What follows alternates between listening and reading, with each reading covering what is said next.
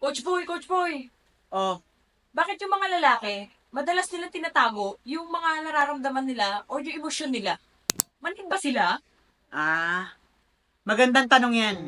So, ito yung tinatawag nating machismo culture na dapat ang lalaki matibay, matatag, matapang, 'di ba? Strong-willed. Nangyayari sa atin is cultural. Yung mga lalaki, kapag ka sila yung umiiyak, ang sinasabi nila, bakit ka umiiyak? Lalaki ka.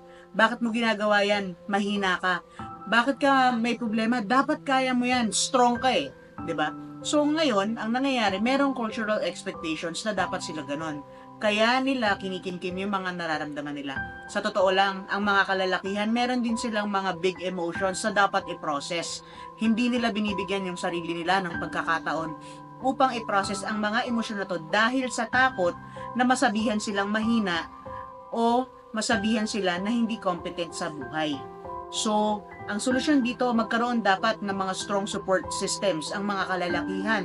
At yung mga kababaihan naman, kagaya ng mga partners nila, ay kailangan mag-act as a buffer and a support system para yung mga lalaki ay natutulungan na mag-process ng kanilang mga emotions. Ganun pala yun? Ganun yun. Ako si Boy Lara, ang iyong Certified Trauma and Resilience Life Coach. Kung nais ninyong magtanong o may mga hinanaing kayo na gusto ninyong sagutin in a trauma-informed way, mag-comment lang kayo.